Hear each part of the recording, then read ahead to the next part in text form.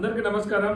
నేను మీ సురేష్ యాదవ్, ఓయూజేసీ చైర్మన్. ముఖ్యంగా మీడియా సంబంధించినటువంటి వ్యవస్థకు తెలియజేసింది ఏంటంటే, ఈరోజు రాష్ట్ర వ్యాప్తంగా శాంతియుతంగా ధర్నాన్ని నిర్వహిస్తామని చెప్పేసి టీజీపీఎస్సీ ఆఫీస్ దగ్గర ధర్నా నిర్వహిస్తామని చెప్పేసి మేము పిలుపునివ్వడంతో ఈ రాష్ట్ర ముఖ్యమంత్రి గారు రేవంత్ రెడ్డి గారు నియంతగా మారి ప్రతిపక్షంలో ఉన్నటువంటి నేతలని కొనుగోలు చేసే కార్యక్రమం పెట్టుకొని ఇక్కడ రాష్ట్ర వ్యాప్తంగా ఎమర్జెన్సీని తలపించే విధంగా ఇవాళ ఎక్కడికక్కడ అరెస్టులు చేసి విద్యార్థులు పోలీస్ స్టేషన్లో ఇబ్బంది పెట్టే పరిస్థితి ఉన్నది.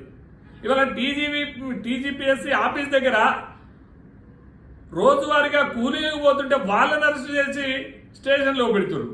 అదేవిధంగా అక్కడ పోతున్నటువంటి రైతులను తీసుకుపోయి స్టేషన్లో పెడుతున్నారు.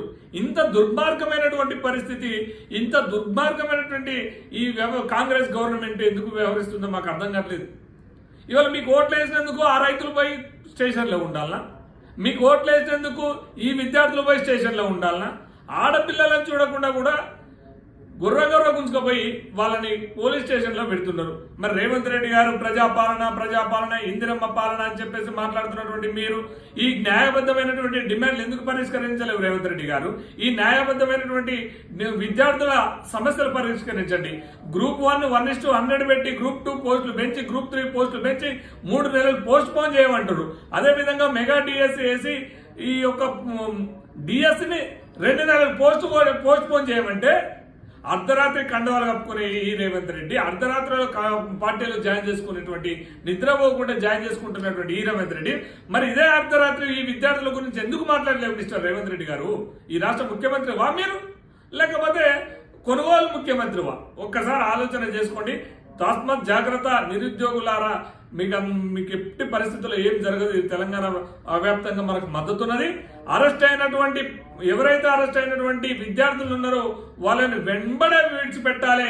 అదేవిధంగా శాంతియుతంగా ధర్నాకు మాకు అనుమతించాలి. ఇంకా కూడా విడతల వాయిగా ఓయూ నుంచి కావచ్చు రాష్ట్ర వ్యాప్తంగా ఉన్నటువంటి నిరుద్యోగులు వస్తున్నారు. ఎట్టి పరిస్థితుల్లో ఈరోజు ఊరుకునే పరిస్థితి లేదు. టీజీపీఎస్సీ ఆఫీస్ ముట్టడి చేసాం. ఆల్రెడీ మా విద్యార్థులందరూ కూడా ముట్టడి చేశారు.